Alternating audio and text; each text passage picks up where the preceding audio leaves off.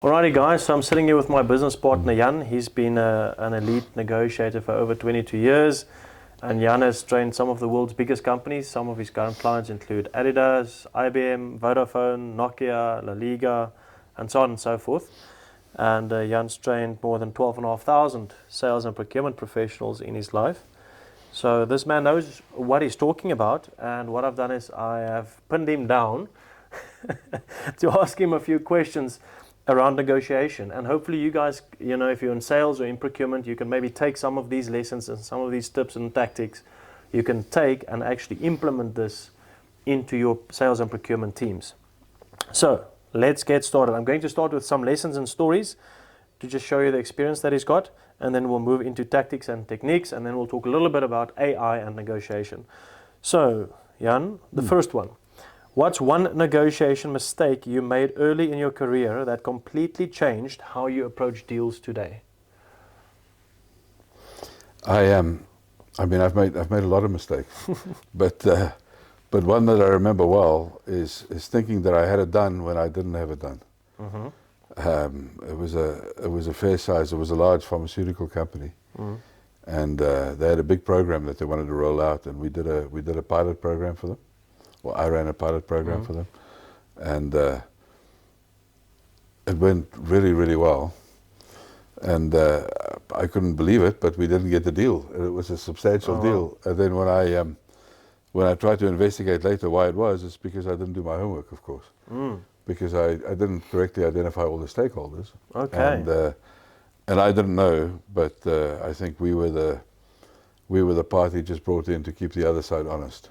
Oh my word. Okay. So I guess the lesson that I learned there is you got to understand, not just who has the power to say no, but who has the power to say yes. Got you. You mentioned something in earlier conversations as well about not leading with evidence when you are going into negotiation. Can you tell us a little bit more about that? Because I think for the audience, naturally we tend to want to lead with evidence when we go into negotiations, whether that is to negotiate for a salary, or negotiate with your wife or your husband or your kids or whoever, even just a fellow colleague. But I know you always say do not lead with evidence. So maybe you can explain a little bit more about that. So one of the key principles that underpin human nature, and this is totally independent of culture, right? So if you're a human, you're part of human nature, is the principle of reciprocity, which basically says we return to others the form of behavior they exhibit towards us, right? And in religion, they call it different things, karma, or sowing and reaping, but it's a principle that's known to every tribe on the face of the earth, right? And what that does is it governs the way that we respond to people. So if people come at us with evidence, which ultimately aims to prove their point and disprove ours, then reciprocity dictates that we have to defend ourselves, right? We have to protect our credibility. So now what we do is we respond with our evidence as to why I am correct and you're wrong, right? And then boom, there we have it. We have an adversarial exchange.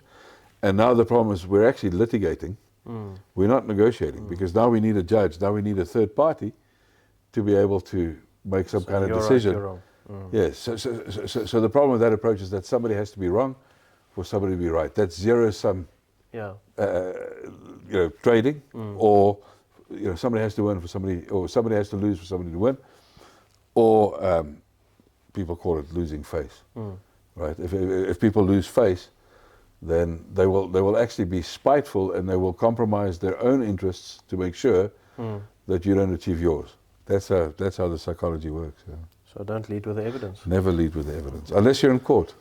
There we go. Okay, next question is, many negotiators are strong technically, but they are weak strategically. So what was the turning point for you in moving from being just a normal deal maker to now being a strategic negotiator? So I think that there are two things that you have to realize. I mean, they're tactical negotiations and there are strategic negotiations, right? And most often, people who are technically minded have a preference for strategic negotiation, right? By kind of default, it's a broad generalization, but that's generally how it works. So they're not too interested in sweating the kind of the pennies or maybe the tactical exchanges, because they're trying to solve the big picture problems, if you will. And so that it can be very frustrating for them, like it was for me, to engage tactically when you're really driven by the big picture. But the moment you understand that some people have a need to be engaging tactically, some categories in procurement, for instance, then you save yourself a whole lot of trouble if you understand that you just have to respond tactically. Right? And so it's about understanding what's coming at you. You know, is this a strategic exchange, or is it a tactical exchange? If you can discern and identify which of the two it is, then you can adjust your approach. How do you know the difference between the two? For instance, between a tactical and strategic exchange? Strategic exchange, normally people associate value to the relationship, because the value is not just realized in the moment, it's realized over time, through a life cycle. Typically tactical exchanges, it's a once-off transaction or something where the relationship's not important. That's monetary. Mostly. Gotcha. That's like a shortcut, yeah. Okay. Then, what's the most underrated skill in negotiations that most sales and procurement teams overlook? Underrated skill. I would say it's humility, which I know might sound like a strange answer, but the reason I say humility is because of the impact it's had in my life too. You know, the moment you think that you've got this thing is when you must realize that that's the ceiling that you'll ever reach, because you don't recognize that you can improve because you think you've got this thing, right? So there's always the ability to do better at improving your deal, at improving your skills, but you have to have humility. That's what will motivate you asking questions rather than telling people what they need. So I would say humility. By the way, the best example of that was Nelson Mandela. Probably the most accomplished negotiator, not probably, definitely the most accomplished negotiator of the 20th century. Wow. Universally recognized for what? For his humility. It's incredibly powerful. Yeah, that's very true. Okay, really good lessons there. So let's move into a little bit more tactics and techniques about negotiation. How do you prepare for a high-stakes negotiation when you know that the other side has more leverage than you? Very carefully. Good answer. Remember that. you prepare very carefully. Look, there are a few things you have to do. You have to understand managing the context for that exchange is very important. So anchoring, creating reference points, frameworks. I mean, the question you always have to ask yourself is what's the outcome that you want? And then what you do is you engineer it backwards. You say, okay, because I can only influence that which is about to follow, right? I can't influence the past. Only the future can be influenced by my actions. And if I understand, for instance, the impact of reciprocity, of human nature, and in the ways to not just identify what information needs to be covered, but how we need to deal with that information, how we need to sequence it, when we need to do what. We have to consider that, particularly with the big high stakes stuff. The second thing you have to do is you have to have a communication plan in place, right? Without a doubt, if you have a lot of stakeholders involved in a deal, you have to defend against arbitrage. It's an ever-present danger. People are going to come in between you, they're going to split you up, but they can only do that if you're not well prepared. And the third element is how you're going to make sure that that does not happen, is you're going to run simulations with your team. And I do not know of any elite level performance in sports, in business, in the arts, or in politics that's not preceded by simulations. And I can tell you it's the same thing in negotiation. There is no elite level performance without simulations. Very good. So then, in your experience, what are the most effective ways to shift power back to your side during a deal? It's, your leverage is directly linked to the quality of your alternatives. Okay. So you have to create alternatives, either to that particular deal or situation or business, but it all comes down to options. Okay, got you. Can you give us maybe a practical example of something like this, where you create alternatives in a negotiation? Yeah, there was a case in the academic literature years ago, I think in the 80s. There might be more recent examples, but this was just such a great example of the impact of creating alternatives on price, right? Directly. There was a South American company, I think I'm speaking under correction, I think it might have been Chile, where they had one distributor of electricity in the country. But they had 2 or 3 different power generation companies, so the power utilities, right?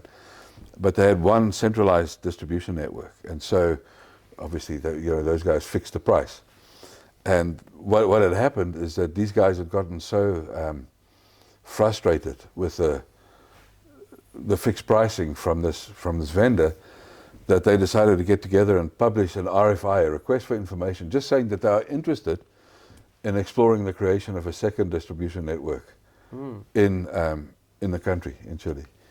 And just as a result of the publishing that, advertising it in the newspapers, the guys were willing to compromise on price.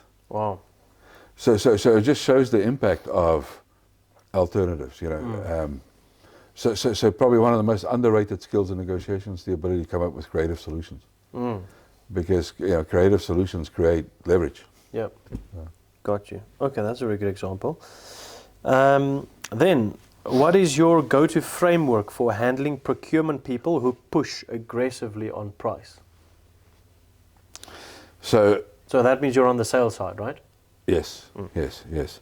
So one of the things, I mean, my preference is to use the framework that would equip me to respond to any situation, not just, unique frameworks for specific situations, So it's more about understanding the principle and that allowing you to deploy the right strategy and the tactic, because you can identify what's coming at you, right? So people have different preferences also for different negotiation styles or approaches. So some people prefer to be more competitive, some more cooperative, some avoid it, some like to compromise, some like to collaborate. But each one of those styles have specific applications. Just because you like to collaborate, it doesn't mean it's appropriate to always collaborate. Just because you like to be adversarial and competitive doesn't mean you're always going to get the best deal when you follow that approach. So the point is, if I can, through practice and simulation, as I have over the years, start to identify when somebody is adversarial, then I understand exactly what to do in that situation, right? I know I have to reframe it, and I know I have to not respond reciprocally. So if I want to change that behavior, what I shouldn't be doing is incentivizing it by responding in kind, because that's not going to de-escalate it, is it? They will just continue to be aggressive then. Yeah.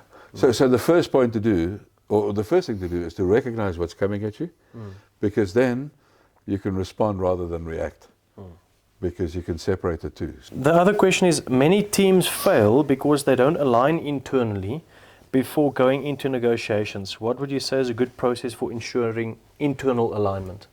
Yeah, so having a system is a good idea. Okay.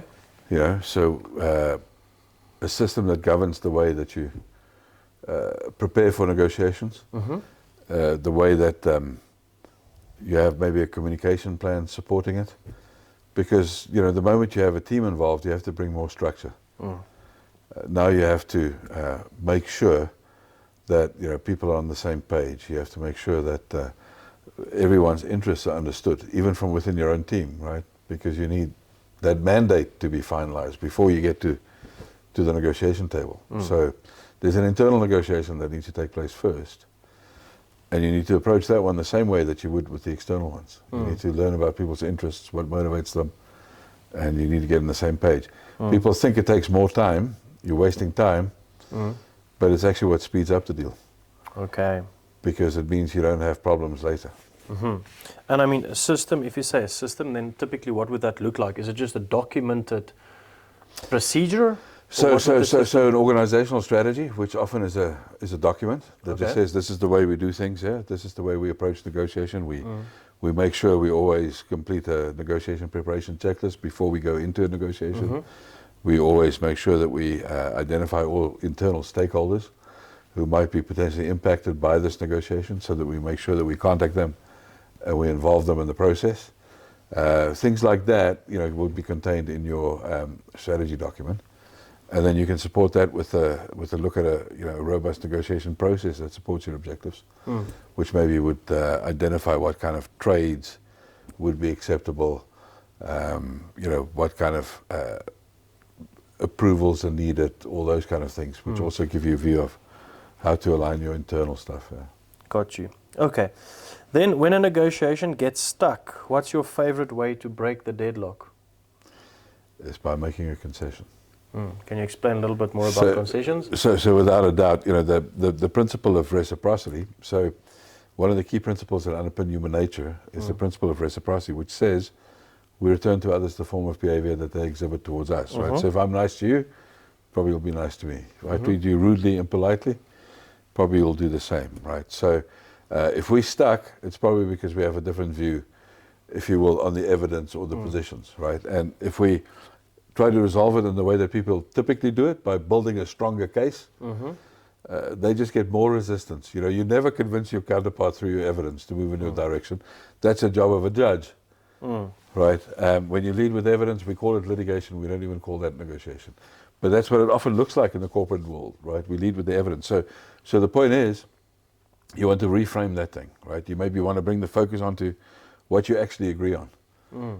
So maybe you can agree to continue to meet weekly until you get resolution of this disagreement or this issue.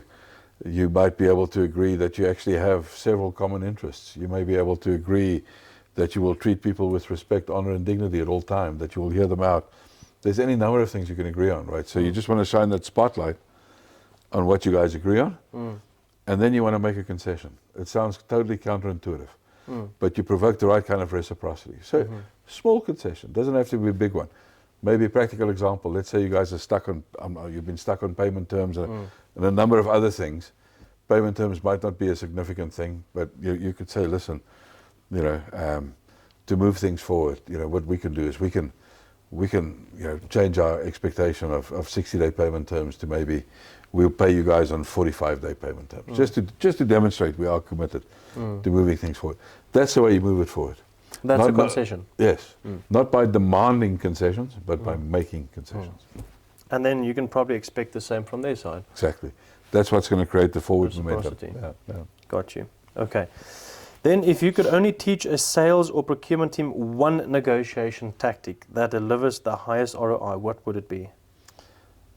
Simulating your negotiation before you go into the negotiation. And unquestionably. And we see very few people do that, or very few organizations do that. People don't capitalize on that opportunity. That's probably the biggest lever you can pull. You have a major opportunity. If you've never simulated negotiations, you only have upside. You're in a great position. It's really easy to improve your results. Awesome. So simulate your negotiations. Then let's quickly talk about trends and the future of negotiation, because obviously AI is a big topic, and we get a lot of people asking us about how is AI going to influence negotiation and how can we use AI for that, and we've explored quite extensively on how we can implement that, and we've done so with a few organizations. So how would you say is AI changing the negotiation landscape, and how should teams start adapting now already? Absolutely. I think the best way I can picture it is thinking of AI as kind of taking my perfectly good arm and turning it into a bionic arm, right? So it's not replacing my current arm, but it's improving what I can do with my right arm significantly, right? So I can use it in the context of negotiation to decrease my preparation time by 80%. I can use it to set up simulations for me, to practice my approach, to improve my skills. I can analyze the proprietary information that precedes this negotiation, contracts, proposals, all kinds of RFX, whatever it might be. I can do pattern recognition on those things as part of my preparation. I can use AI also to debrief, to do sentiment analysis of the words being used to support the negotiation or in the negotiation, the body language present. There's, the technology is available today that I can have real-time assistance and feedback, through a user interface into all of that data while I'm on a call live. It's just a matter of time. Next year, I think Meta glasses come out. People will be walking around with glasses with real-time feedback, prompts, information. So these things are coming. I don't think anybody knows exactly where it's going to end up, but what I'm quite sure of is that I don't want to be arm wrestling with somebody who has a bionic arm if I don't have a bionic arm. So work on your bionic arm, right? Like see how you can use AI to help you to be quicker and faster, because that's what everyone's doing. that's what we had today after the workshop that we had. We had someone asking exactly this, right? They were very scared of losing their job because, they were asking us questions about AI and is it going to replace it, and they're not sure where this world is going. And the bionic arm is a very good idea, because the answer that we gave them was to say the people that will get replaced are the people that don't know how to use AI. So if you don't know how to put on a bionic arm, well, companies are going to look for bionic arms. That's right. Because it's just stronger, it's faster, it's better, it's more efficient. Exactly. So that's probably just a little ad from my side. And then also, do you see procurement and sales professionals needing a different skill set in the next 5 to 10 years compared to what they need today? Yeah, absolutely. I think don't make the mistake of taking your eyes off the people skills. Right. So that will remain as important as it always was. It may even become more important. Right. But from a system perspective, you're going to have to know how to harness technology to your advantage. And once again, that just confirms what you were saying. If you haven't done an AI course, go do an AI course. If you haven't done an AI course, go do an AI course. Unquestionably, you need to understand also what it is that you need to interrogate off the AI, right? So you have to make sure that you have domain knowledge, because you must remember AI aggregates information, right? So if you don't set the parameters for the information going in, you're going to get very average outputs, and that's not going to give you the edge, because that's the same it's going to recommend to everybody else. So you have to have enough domain knowledge, negotiation skills knowledge, to be able to interrogate the system the right way, so that it actually provides you with information that's going to enable you to succeed. So don't make that mistake. Yeah. You have to also empower yourself on both the negotiation specific skills, but also on how to interrogate the system and how to train the system. Very good. Okay, then my last question: if you were building the ultimate negotiation dream team from scratch, what roles and skills would you make sure were included? First of all, I'd go with a diverse team. Okay. Because and if you say diverse, is that in the way they think? In the way they think, the way they look, the way they relate to people. Because I think we understand that people are different. People have different preferences, right? And if all of us think the same way, some of us are not needed to find solutions or to move things forward, right? So the interesting thing is that we think that unity, often we think unity is conformity, but unity is diversity and harmony, right? So if we can build a team that both have a natural interest in people, but also have diverse preferences and skills, then we can match the needs of certain negotiations with the exact and specific strategies, tactics, techniques needed for those situations, rather than just trying to take our single skill set and apply them to every potential problem. So it takes courage to hire people who might disagree with you. That's true. Okay, fantastic.